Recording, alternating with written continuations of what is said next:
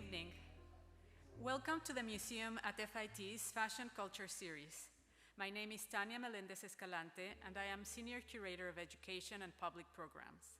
It is my honor to introduce Lauren B. Fay and Cynthia Power, who will be in conversation today about their work as circular design consultants and about the way brands and retailers are transitioning to circular economies. Lauren B. Fay is the founder and principal consultant at BFG Lab. Cynthia Power has launched over 40 resale programs and advises on circular economies through Multi-Volti. After their talk, there will be a Q&A, and we will be passing around a microphone. We ask that you use the microphone because we're recording this talk, and that way the questions will be recorded as well. I ask you to please silence your devices and join me in welcoming Lauren B. Fay and Cynthia Power.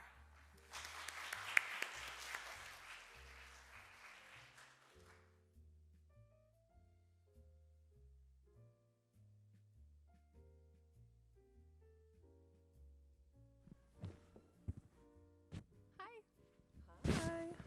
Hello, hello. Hi. So happy to be here. Thank you, everybody, for coming out. So we will just kick off introducing ourselves. And thank you, Tanya, so much for having us. Really, really happy to be here to talk about this. So I'll start with myself. Hi, I'm Lauren. And I am I'm a consultant who works with really at the intersection of tech, circularity, and fashion. So I came out of tech. That was my background before transitioning. I actually came to FIT and got my master's in sustainability here about 6 years ago. And I'm excited to chat with Cynthia, one of the first people I actually met in this space when I transitioned into working in what we call, let's put it in quotes, sustainable fashion. Complicated topic, big goal to have. So. Yeah, I'll pass the mic to you now. Hi, everybody. I'm Cynthia. Really nice to see all of you and some faces that I know, which is always comforting, even my mom. I am Cynthia Power. I have been in the fashion industry for 16 or 17 years. I spent most of that time at Eileen Fisher, both assisting Eileen personally and then running their take back and resale program, Eileen Fisher Renew, where I got a ton of hands-on operational and kind of management experience with a like multifaceted brand textile circularity program. I also then worked at Recurate, which is a resale software company, and more recently started my own business called Multi-Volti, where I work on enabling circular economy for textiles in any way that I possibly can. So that's what I'm up to, and that's me. Great. All right. So we will start with a bit of an overview. So the broader picture of what we'll call circularity for this talk is still being created, right? What I would consider old school methodology or thinking about circularity is just the idea of extending the life cycle of things. So it's not really a new concept to have things, mend them, keep them for a long time, and have, and pass them along.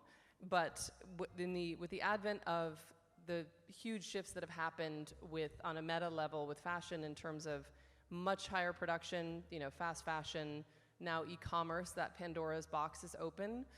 With people having expectations of fast delivery, people having expectations of being able to order clothing in 8 sizes to make sure that they get what fits them. There's just been a paradigm shift in terms of how people shop, how they're interacting with brick and mortar and e-commerce. And so what you would call circularity or trying to sort of solve for that in terms of environmental impact has really changed. So I'll actually stop there and just ask if there's anything you want to add into kind of the meta shifts. Oh, I was just going to say, in terms of what we're talking about today and the title of the talk, in terms of retail and circularity, the intersection there, I think that we want to talk about where things are kind of at a landscape level for a lot of the different I think about it as like stops on the wheel of circularity. And we think that these are things that brands, retailers, and manufacturers should be keeping in mind for the future health of their business. Yes, and the planet. That too. So this is just a quick kind of overview, or I should say simple, not quick necessarily. We'll talk about it for a little bit. Looking at really, to Cynthia's point, the more that brands, I think, can have the end of life of garments in mind when they're actually designing, the better off the future of these products will be. In other words, you've got to consider how they can break down, whether they can be, resold, recycled, how sort of well made they are, like all these different considerations that will inform whether they are in fact going to be recyclable or reusable or repairable. So again, circular fashion just writ large, like the bigger concept is saying we're replacing this take, make, waste model, and we're trying to, one of the things that a lot of people are trying to do is and if you look at the LCA, which, the life cycle assessment of most goods, the raw materials are the bulk of the impact. So a lot of people are trying to look at, okay, if we source recycled materials, or if we really look at where the cotton is grown versus, in one climate versus another climate, it will have less impact. Maybe certain kinds of cotton are going to use less water. Those kinds of considerations, again, from the raw material point, are going to help the overall impact of the good be less. And then there's also at play with circularity, you have the pressure point of all of the legislation that's coming in, so the traceability. So not just source this material and consider its impact, but also have the reporting tools to be able to talk about where it came from, why you chose it, and of course labor rights considerations as well. So, and then the other part of circularity also is obviously the repair, upcycling, and resale, which we'll get into in much more detail. I was just going to mention, if we are using any lingo that anyone in the audience is wondering, what do they mean by that? Please just yell out and interrupt, and we'll share, because I hate lingo personally, and I call people out on it all the time. So please do the same for us. Yeah, and I think one thing important to say about that, to that point, is, again, circularity isn't necessarily new. It's something that, I know you've been in this space for 18 plus years in fashion. I'm sure everybody 17, sorry. Didn't mean to age you. 17 years, and obviously a lot of folks here who are interested in this topic probably also have experience in fashion. So there can be, if you look at it, I don't want to sound cynical, but there can be sort of buzzwords that get used. So you'll go to panels this week where I'm sure AI is being mentioned a lot, which isn't to say AI isn't a valuable tool and isn't to say that it's not viable, but the bigger picture consideration of all of this is a huge machine. The fashion industry produces a ton of stuff. Who's making it? How are they making it? Are they being accountable? And so circularity is a really big systemic, would be a really big systemic shift to saying the brands that make it are accountable. These are systems and ecosystem partners that are in place to help them do better, essentially. And here's legislation also that's another kind of lever that's being used to put a little bit of pressure on them for that. Part of where I thought you were going with that was that this idea that circularity itself is just a buzzword, and I feel like this is what happened with the term sustainability, where it was kind of exciting and new, and then it has become not a dirty word, but it's become this kind of task that needs to be checked off in a lot of ways. And I think that I could see the same path for the term, quote unquote, circularity, where it feels new and exciting, but it could be potentially just become, another kind of tick mark. And so I think for me, just I say circularity all the time, but when we're talking about it, what we really mean is just, everything you just said, Lauren. It's like, how can we make better quality things out of resources that, aren't as intensive and harmful to the planet? How can we keep those things around longer?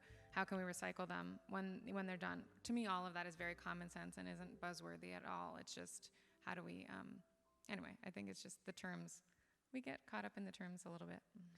Yeah, I think it's, I think we get into the brass tacks of sort of who's doing what in the space that will help us to give it a little bit more context. I agree, though. I think, it's the challenge of the legislation. I was just at a meeting earlier this morning talking about reporting, right? Because you have CSOs and other people, so chief sustainability officers and other people inside brands who have, because of this legislation and because of impact reports, have a lot of reports to generate, and they've got a lot of data points to gather, and people are trying to catch up with the tech to synthesize that, to save them some time. But the weight of that can sometimes detract from that team working, maybe as hand in hand as they could be working with like product and sourcing, and saying, okay, are you making all the choices from the get-go? And frankly, also FIT, FIT has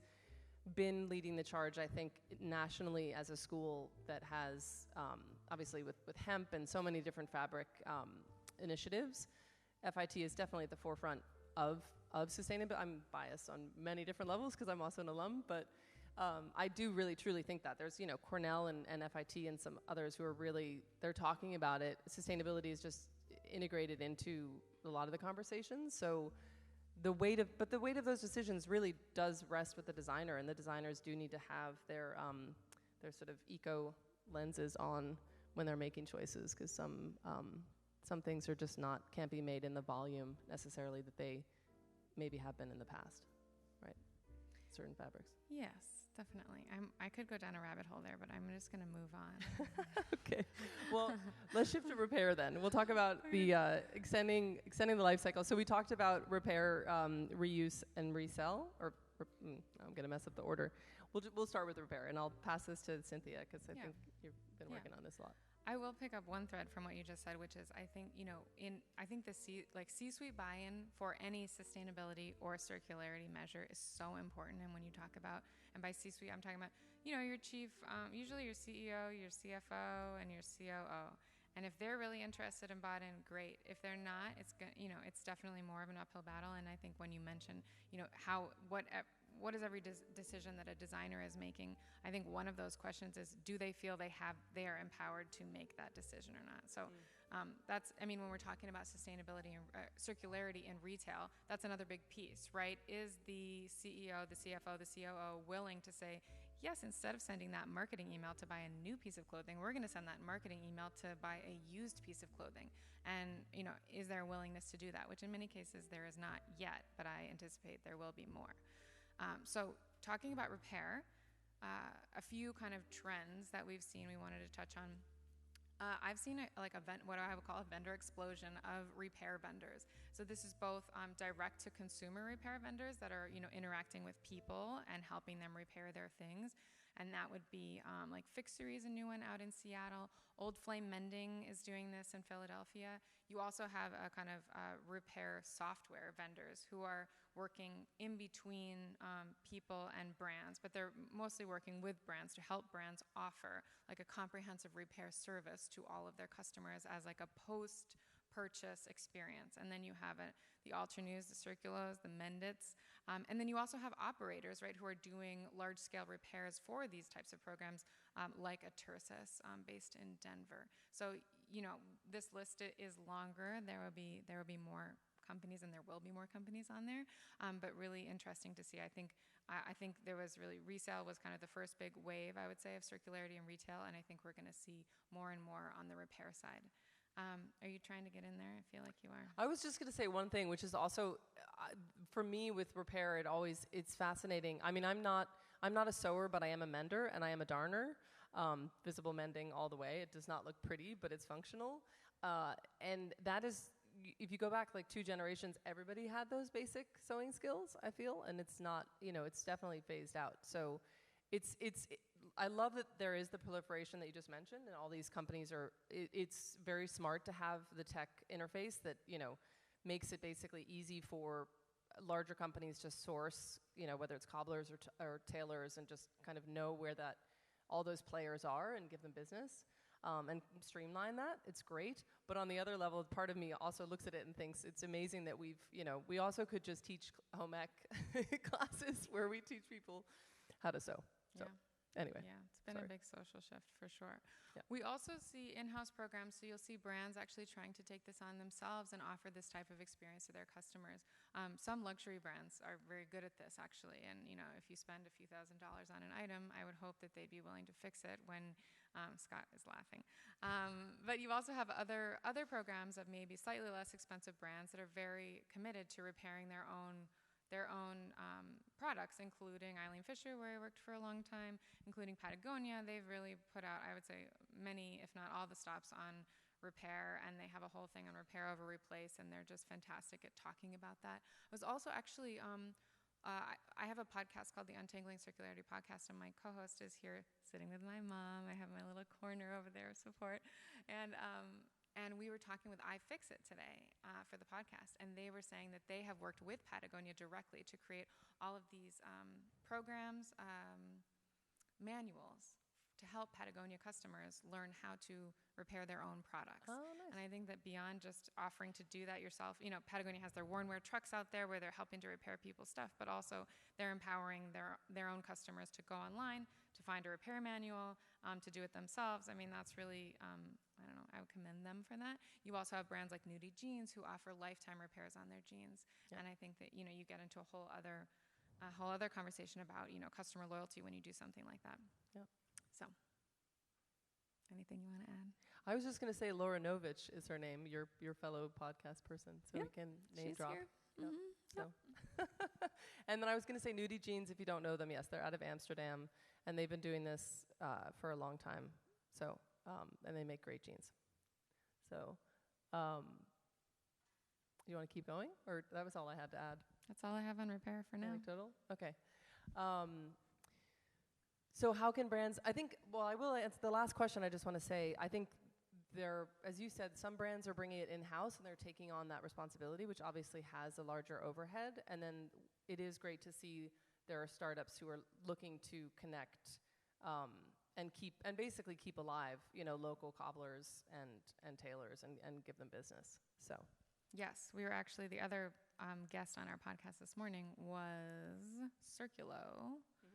And they're doing exactly that, right? Yeah. Trying to help create a software to then help take all of the technological kind of back-end bookkeeping, et cetera, trying to take that off of the repair people so that they can actually focus on doing repairs and think less about how do they manage their customers and payments and all of that.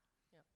Yeah, and they're probably, some folks here might have heard of Restory, who was in London for a while. Were they with Selfridges? I shouldn't, don't quote me on that. But Restory was in London, and they were in the UK, and that those founders now have Circulo. So they've sort of evolved what they're doing. So just to connect that. So now we'll shift into resale, and we'll talk about, I'll just give these stats are just pretty big. So it's projected to grow by 55%, the resale market, by 2029, reaching an estimated $291.6 billion. So it's going to be 8% of the total retail market, outpacing overall retail market by 21%. So this was pulled from a report with OfferUp. I don't know. I actually use that app. Some folks might use Facebook Marketplace, but OfferUp is a great. It's not just like free stuff. It's a lot of resale, localized resale. It's kind of a digital Craigslist. So these metrics, by the way, and these numbers are not fashion specific. They're not clothing specific, but they just give an idea, I think, of just overall space. And then the ThreadUp report, which came out, I think they've had a couple now, but the recent one that just came out a month or two ago has the U.S. secondhand apparel market grew 7 times faster than the broader retail clothing market in 2023. So $73 billion by 2028. So, and we're going to kind of, I think, carve this up in terms of the spaces that we're going to talk about. So I'll let you go first if you want to talk about, because you were at Recurate for a couple of years, so you can speak to. Yeah, so just for a little context, when I was at Eileen Fisher, I started managing their take back and resale program in 2015, before there was any online branded resale, meaning before there was like an eBay, or maybe Poshmark existed in 2015, I'm not sure, but there were no brand specific resale sites that I'm aware of. And so Trove launched in 2017 with a branded resale software offering. And they launched with Eileen Fisher, Patagonia, and REI to be able to sell those brand-specific products on those brand-specific websites to their own customers. And so after Trove, then other software providers came on. They're kind of referred to, I think in very lingo terms, RaaS, or resale as a service.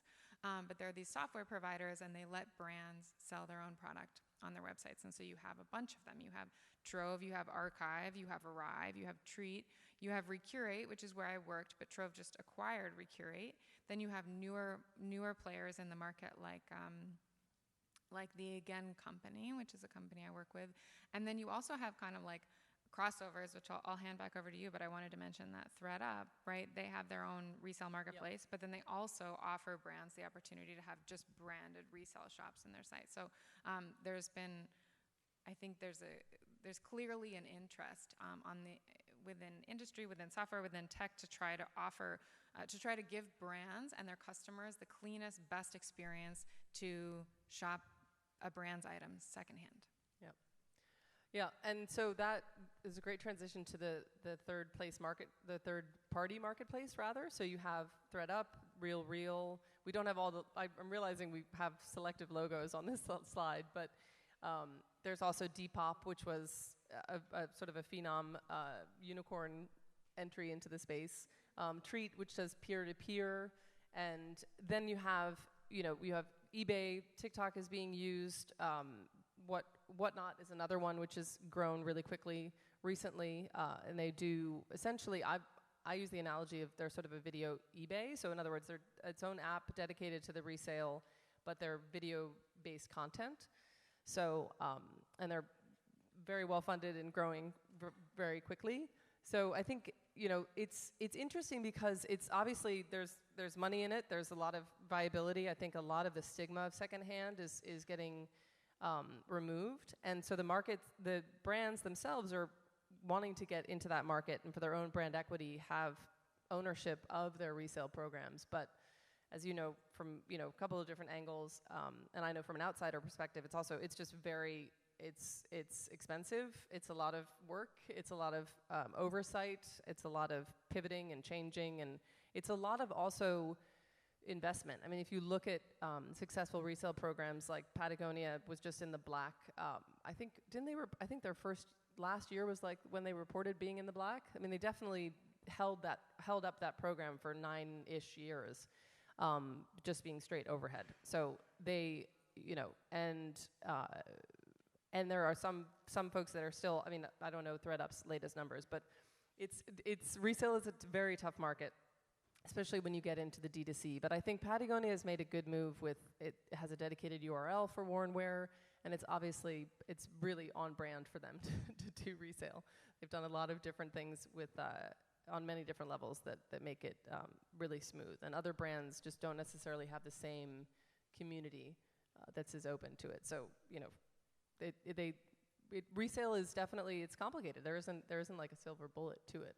But I think you've obviously got a lot of people interested in it, and it has, the better you make your clothing. Again, to go back to the product team, like the better you make your clothing and the better made it is, the more circles around the proverbial sun you'll get out of it. So.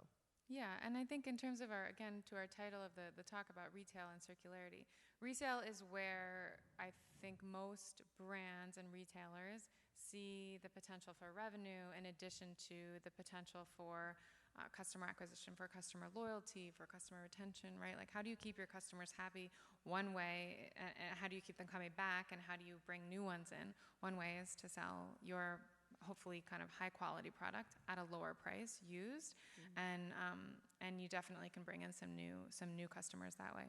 I did want to just mention one of the things I think is very exciting about circular economy in general, not just for fashion, but I think overall, is you have this profusion of companies that are all trying to service, whether it's software operations, but I feel like we're watching these industries kind of bubble up, and I do think, we're going to see lots of, over time, we'll see some of the companies succeed, we'll see some of them fail, we'll see some of them merge together, but there are a ton of new companies and more every month, I think, that I hear about. And it's exciting to feel like this is a building, developing industry. And there's a lot of different people trying to figure out how to make this profitable, how to make the best experience for customers, I think, which is a key point of like, how do you just bring this to them in a way that they want to participate and it's easy for them. So something I like about it. Yeah, no, that's great addition. I think, and the other thing for the brands that have, good product on those third-party marketplaces, you'll see, there's full transparency about a lightly damaged piece. So it's, you're zooming in on like if there's a stain or, a hole or something. And so there's, again, it's I think those damaged goods do really well on those third-party apps because of that. So it's basically saying like, look, it's a Lululemon jacket. It's $48 or maybe $32. And it's got this little thing, and you're finding the audience that finds that the screaming deal, right? They're all for it, and so that's it's definitely the. I've been a thrifter my whole life, and I know that one person's trash is another person's treasure, and there's something really pretty magical about that. I think it's like the lid for every pot kind of outlook. So. Oh. There's the optimist. I could be a cynic and an optimist, depending on the topic. So this is a cool. So just to get geeky for a second in terms of tech, this is an older example, but I just think it's a really smart, well thought out kind of end-to-end partnership, where you had Eon is a tech company, and they're based. I think actually they might be in. She's American. Natasha, the founder, is American, but I think they might be in London, but they work with a number of different brand partners.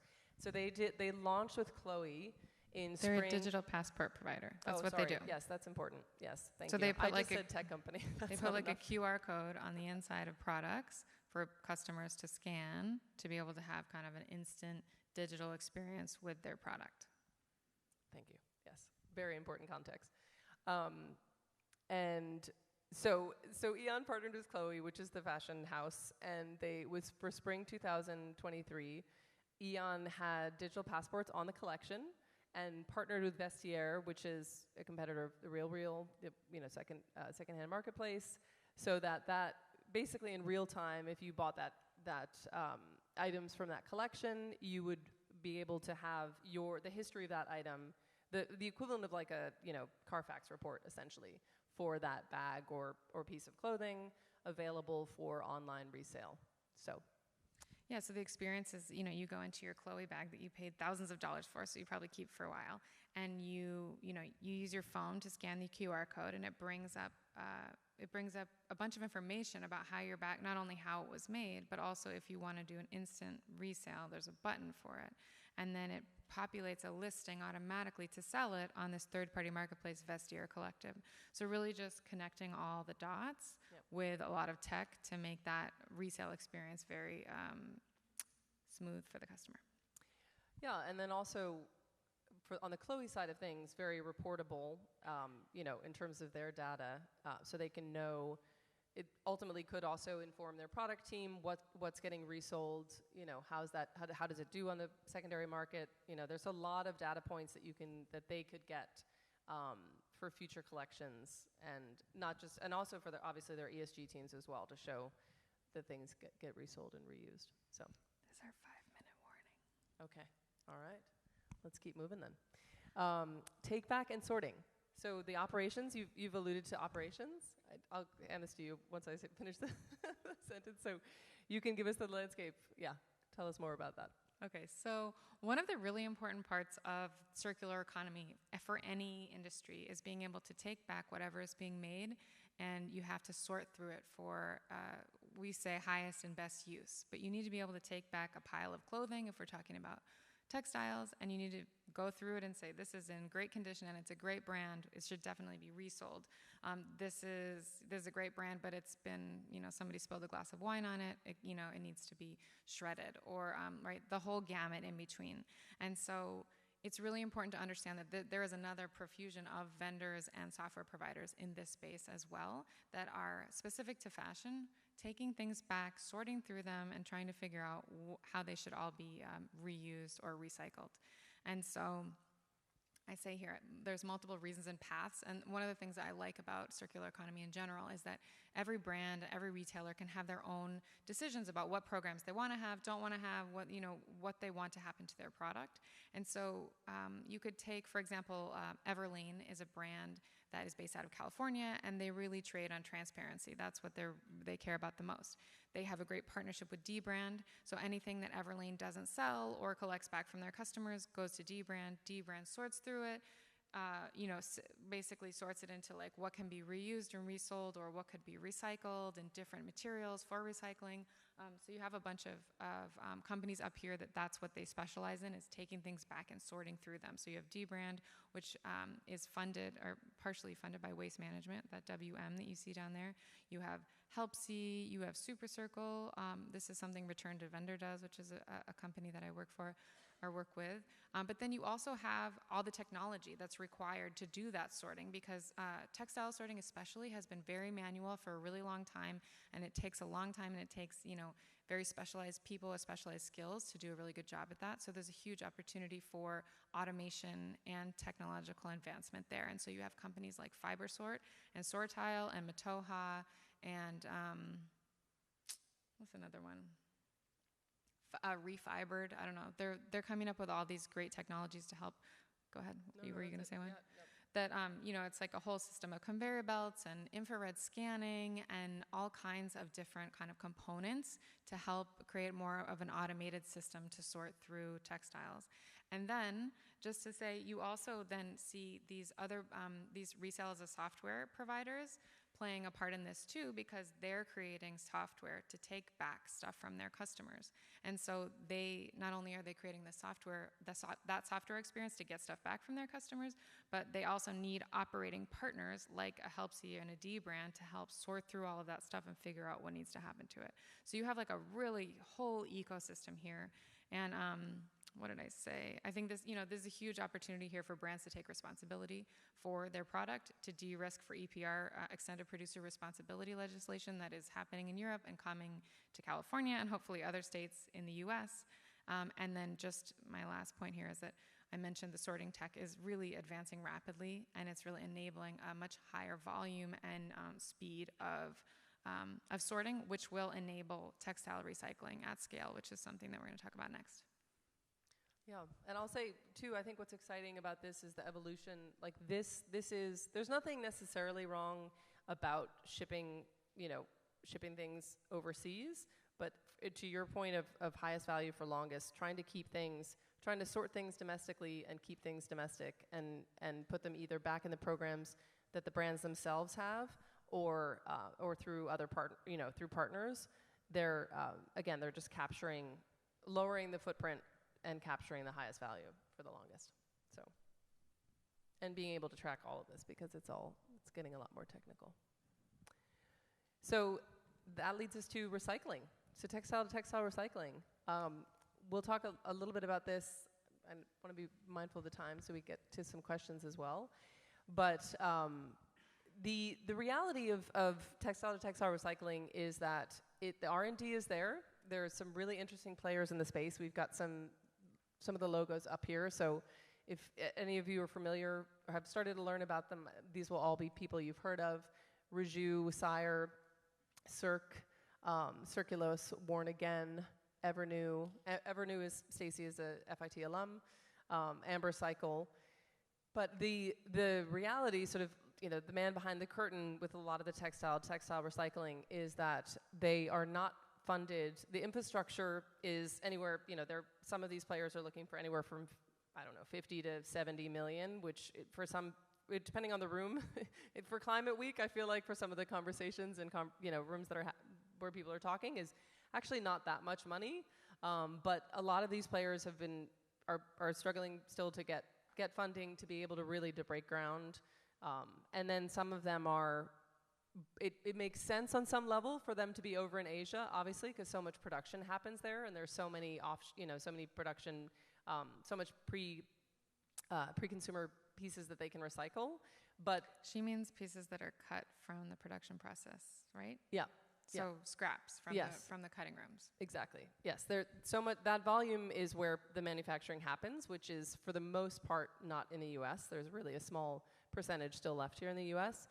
But these recycling partners, really, we'd love for some of them to be here because we have such a volume of clothing that is getting, that is going to landfill. So we've got. It's still evolving. It's still, changing. It's not depending on, the news has changed a lot in the last, 4 months about this. So we had now Circulose used to be Renewcell. Some of you might have heard about Renewcell going, bankrupt earlier this year. It's now sort of been, resuscitated. But the reality also of textile to textile, I think, is that it's really just not happening at any kind of scale. So you have like capsule collections it's great to see capsule collections going down the runway at Fashion Week this week, but and that is a big deal. But then you put it in a meta level and you look at what percentage. I have a client who does mechanical recycling out of India, and what percentage of the larger brands that really do huge volume productions, how many of them are really sourcing from what percentage of their collection is sourced from recycled material, even just partially recycled material. And those numbers are not big. Yes, they're small. So, but it's very much needed, and it's definitely the future. And, my big thing for myself, I try to not buy synthetic. I try to buy single 100% of whatever. Monomaterial. Yes. Monomaterial, thank you. That's the term I was looking for. For how many students are in the audience? Just curious. Raise of hands. So few, okay. And all right, great. One thing I would just say in terms of, hopefully you're learning about this at FIT, but one of the biggest problems with all of everything that you're just saying in terms of not scaling and not having enough funding and all of this is the amount of kind of blended materials, especially synthetic blends. But, when you have something 100% cotton, even 100% polyester, those are both highly recyclable now. But then you start to have mixes, cotton, poly, spandex, nylon, rayon, all of this. And then the more things you add, the more difficult it is to do anything with. So what will happen to that stuff now is it becomes, if it's lucky, if it doesn't get thrown away, it is downcycled and it's shredded and becomes like carpet padding or insulation of some kind, which is better than throwing it away. But, it's definitely like creating something of, I would say, lesser value. Yep. And so, as you think about both students or folks in the audience of what you buy, just remember that when you're done with your stuff, it's going to go somewhere. And if it's made of a very high percentage of especially cotton, especially polyester, that is very recyclable. Wool as well, cashmere. But the moment you kind of start to get a blend of materials, especially synthetic and natural materials being blended, the likelihood that will be recycled goes way down real fast. Yep. Yeah. And then also depending on certain finishes, there's definitely a percentage of things that is just, it's burned energy. So, and sometimes it's just burned. The energy isn't always captured. So they call I've heard it called waste to landfill, which I think is a fabulous greenwashing term if I ever heard one, which is just take a bunch of things and burn them and you get the heat or energy from burning them. But yeah. Bleh. Yeah. All right, Are we at time for questions? Yeah, I mean, we have 20 minutes. Okay. Do we have one more slide? We do. Oh, that's the big picture questions for ourselves? We don't have to do that. We could. We could. What do you think? I'll answer them really quickly. What I'm excited about, to your point, I'll sort of riff on what you said about just, there are a lot of people trying to solve for these problems. And I think particularly this week, I would imagine if you guys have been attending different things throughout New York, I think it is exciting to see really smart people from really different disciplines trying to solve for these problems. So I was a comp lit major in college. I love the way different brains look at problems. And so I love to, geek out with tech, with programmers and with engineers and see how they see how to solve for some of this. So that would be my answer to that. Okay. Something I'm excited about, I would agree that I think this kind of profusion of new companies and so many people trying to solve many of these issues is very exciting. I personally get very excited about being out on the edge of what is possible and what's happening now. So what are the companies that are starting now that are looking at the problems from the current state, as opposed to legacy companies who I think are struggling to try to figure out how do we take meaningful steps forward. In working with some of them, I think that they take teeny steps too slowly, and they have to move forward, and I don't begrudge them that, but to me it's not fast enough, and it's not very interesting. I think what's really interesting are the companies that are starting now and starting from a place of all recycled materials, or something that can be fully recycled when it comes back, or digital passports, like these things that will enable this future that we're trying to build. So that's what I get really excited about. Nice. And then what keeps you up at night? That's a big question. I think we went pretty heavy with that one. I'll say for me, I think it is the scaling recycling. I wish that were happening more. I feel like I live in Seattle now, and when you look at some of the money that's in some of the tech investors, and investing has always been maybe a little bit, not mercurial, but people choose very specific things that they're interested in investing in. I just wish there were more very, very wealthy tech billionaires that were really passionate about textile recycling and wanted to write $50 million checks for it. So I support that future and hope it happens. The thing I would say, just to go maybe big, and hopefully I offend somebody in the audience, is I really struggle with public companies. I think that at the end of the day, in my experience, you can have amazing people working in public companies, and they're trying so hard to make real progress happen, and you get to that C-suite level, or you get to your profits and your share. What am I trying to say? Shareholders. Yep. And it just gets shot down, or it gets watered down, or I just feel like sometimes it's where progress goes to die a little bit. And I know some good progress happening at public companies, but generally, to really meta, I think capital, we're in a bit of a struggle with capitalism and the circular economy, and it's really hard. If you read about circular economy, resale, any of these topics, so much of the conversation is where's the profit? Where's the profit? Where's the profit? I understand to run a business, you need to make enough money to run that business. Fully respect that. But I think that we have become so myopic, singly focused on profit, that it just is it makes it really hard to do anything else. And I think we kind of, I'm going with all the phrases. We what is it? You cut off your nose, spite your face. It's, you have to make some bold, risky decisions in order to move forward. And I don't see a lot of big, huge public companies willing to do that. So that's what keeps me up at night. Sorry, that was long-winded. No, you don't need to apologize. I think I know enough about degrowth to know that I don't know a lot about degrowth. I'm definitely not a finance person, but by deep training. But yeah, I think we're if you look at the Earth, when we use the Earth's resources, right, that metric of every year that gets measured, and we're passing it in July or August. We were mentioning earlier that I always put sustainable fashion, and I don't mean to be. I guess it is really pejorative to put it in quotes, but it's antithetical. When you get to huge volumes, it's really hard to consider it sustainable at all if you're making just huge volumes of things. So, and that metric of how many we've got 5 generations worth of, or that statistic I should say, 5 generations worth of clothing already on the planet right now. 8 maybe. Is it 8? Yeah. Is that an Ellen MacArthar quote?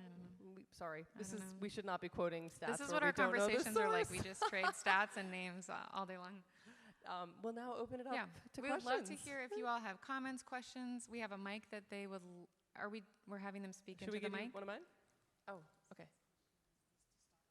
Okay. Oh, okay. Okay, great. Hold, please. Oh my gosh, this handwriting is fantastic.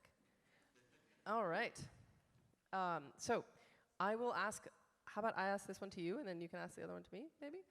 So what are some less known roadblocks to transitioning to circular economies? Is there a particular stage of the process that is most difficult? Ooh, that's big. Well, do you want to flip to the last slide while we're chatting? Yeah. I would say, okay, a particular stage that is most difficult. I would say that, just off the top of my head, you're trying to get stuff back from people that aren't used to giving their stuff back. So that's really hard to do. They're used to throwing it away, or they're used to dropping it off in bags in their local parking lot or Goodwill. So if you want them to give it back to you, I would say that's hard to do. Then if you want to repair anything at scale, I would say that's expensive. And then if you want to resale anything, you're doing like single SKU everything, meaning every piece is one of one.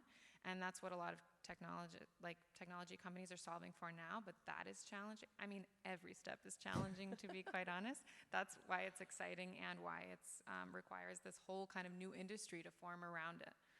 I'm going to ask you the other one. Yeah, I want to see the handwriting. Can I add? I just want to add to the behavioral thing that you mentioned. So, if some people here live in New York, you probably maybe have heard of FabScrab.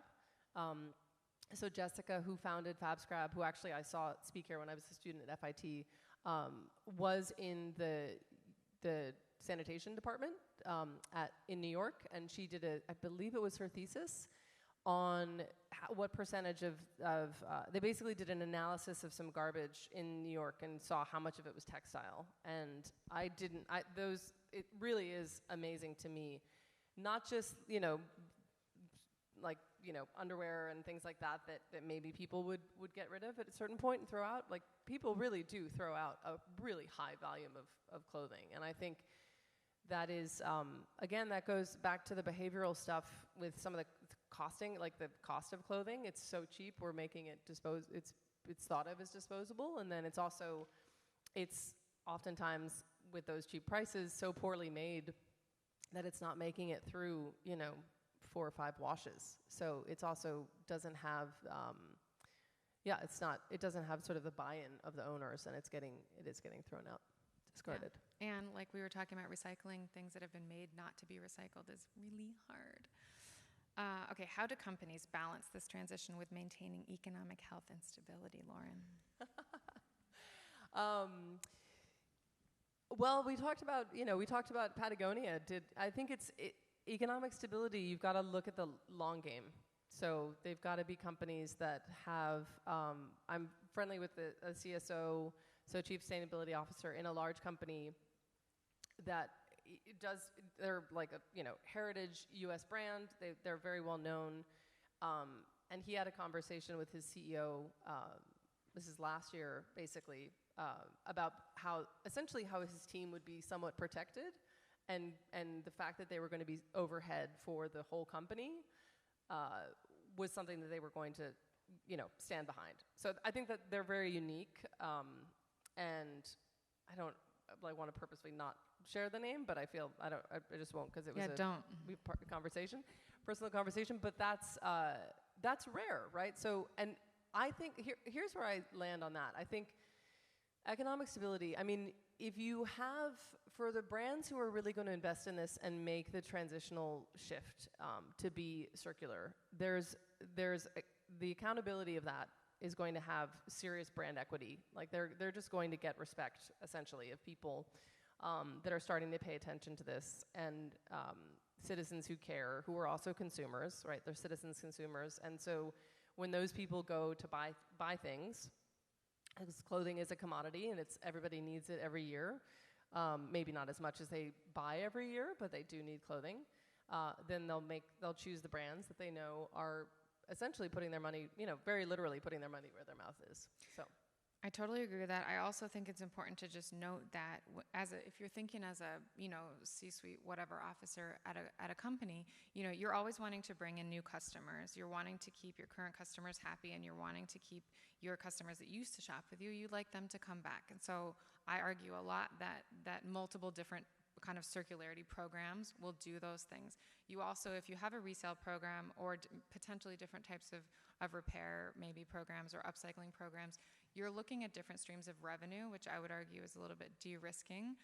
You're also thinking about risk mitigation for EPR programs, right, that are coming down the road. So that's something that you should also be considering. So when I talk about circularity at a company, I think it's really hard if you look at it through just one lens of maybe just profitability or just revenue. But if you look at it as this really multifaceted approach that has many benefits and you put them all together, I think it has a fantastic business case. Definitely, yeah, and I think you were talking about risk mitigation.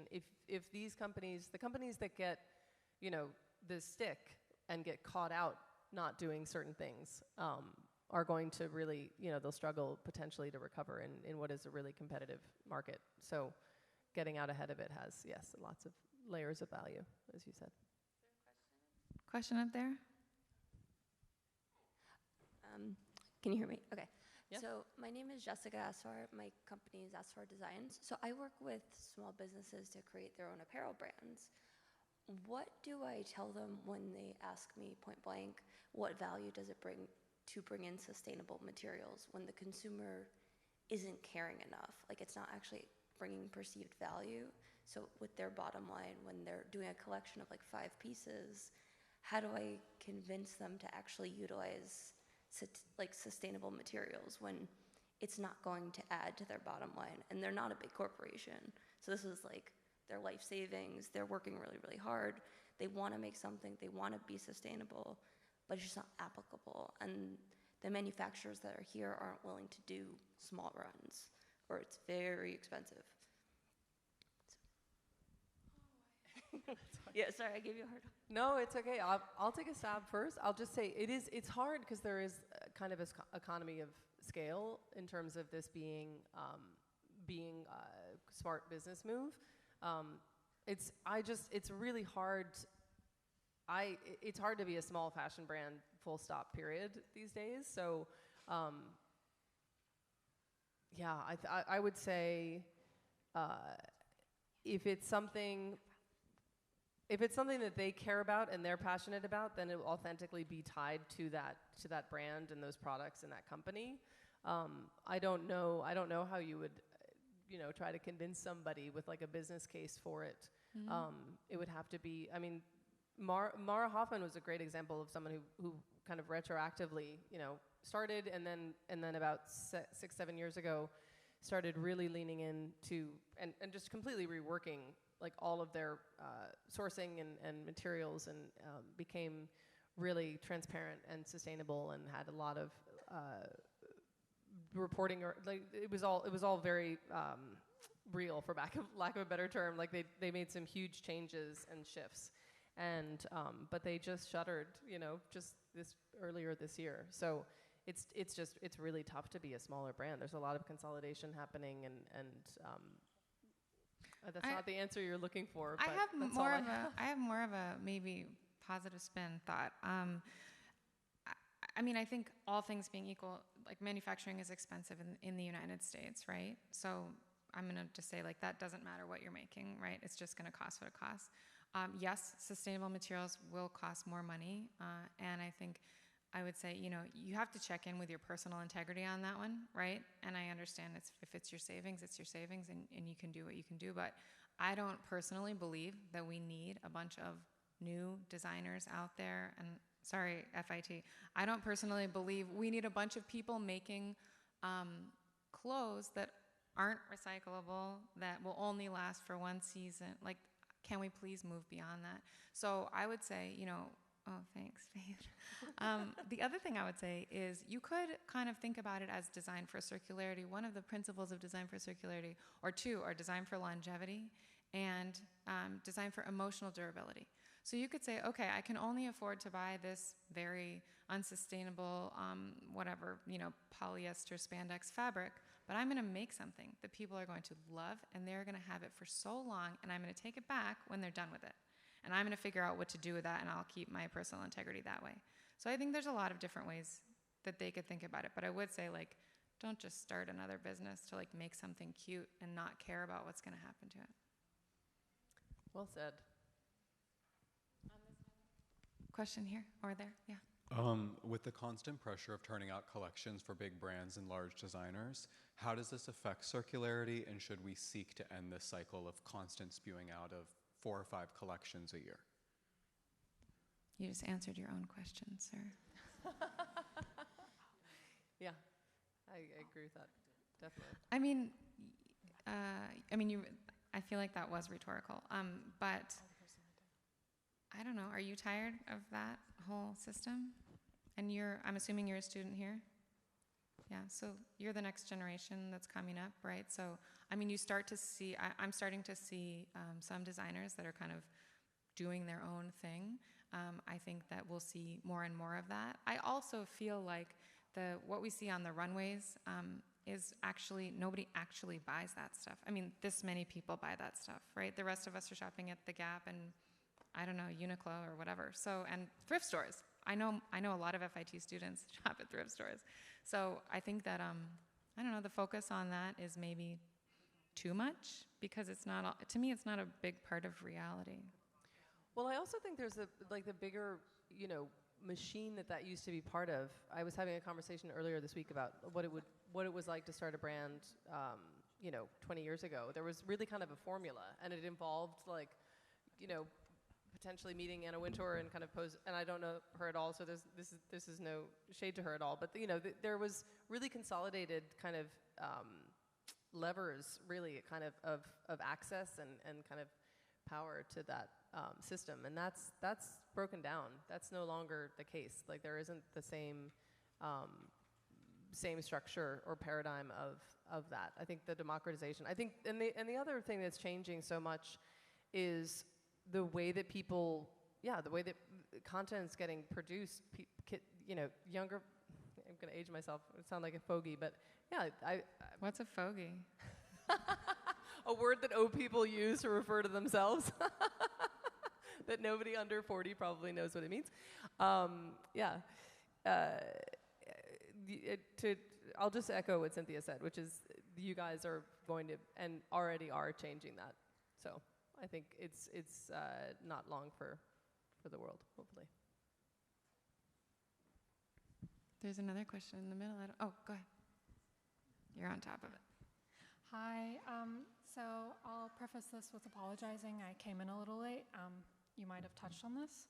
But with thrifting and resale increasing in popularity and demand and really hitting the international markets, how do you think companies should work to tackle keeping down their carbon emissions and their packaging to remain sustainable on the whole? So with thrifting and resale growing, how can companies think about lowering their carbon emissions and making less packaging? That's a question? Yes, because resale's growing on the international markets, with Japan secondhand becoming really huge over here as well. So how do they keep their carbon emissions down with shipments and productions and packaging down? Because a lot of packaging isn't recyclable. So I'm just going to say it again. Do you understand? Like, people buying international, secondhand international. Are you talking about like on eBay and Etsy and those kind of platforms? All sorts of things. I mean, you mentioned Vestiaire Collective, which is an internet or online platform, and so that needs shipping. You have trucks going across and planes and boats and everything. And so how do they remain a sustainable business? Yeah. Yeah, well, that's a good point. Faith is making the point, tying it to existing routes. So like planes that are already leaving that are carrying other things, the secondhand, goods could be on those planes, or they could be distributed with like Amazon trucks and other different providers that are already making deliveries. It's a tough question to answer though, because I think, the from my understanding, is the big part of the footprint of most goods, particularly in fashion. So take like a T-shirt, is the raw materials. The shipping and the packaging does have impact, but it's a small percentage. It's less than 10%, and that's a big number. It's much less than that, I think, for most. So you want to get a second use out of that, and you want, or a third, or a fourth, or a fifth. So you definitely don't, even if there is a shipping impact and a packaging impact, it doesn't negate the value of having resale scale and grow. But it can be, resale also, as regional as it, ideally is as regional as it can be. Yeah, I also think with peer-to-peer shopping, right? When you're buying directly from someone and they're sending it directly to you instead of it going to their warehouse and then coming back, to you, that's an interesting model. I know a company called Freight, and they have this interesting returns model where you, if you want to return a new product, they ask you to hold on to it for a week. And if somebody near you buys it within the week, you send it to that person instead of it going back to their warehouse to then be sent to that person. So I think more models like that. But it's a great question. I completely agree with Lauren. The most responsible thing we can do is just extend the life of the things that already exist. And that to me is the priority, but good question. And it's also, well, I'll add one quick thing. It's also behavioral, right? So if you're going to make the investment to, if you want to buy something secondhand and you're looking for a white sweater, then, take an extra few minutes to look for the white sweater that is, that's in, if you're shopping in New York, that's in like the tri-state area, as opposed to the white sweater that is shipping in from the Ukraine, or, somebody who's reselling like in the UK. So. And on that note, I think then we have to end. All right. Yeah, but thank Thanks you so all much for so having much. us. Thank you.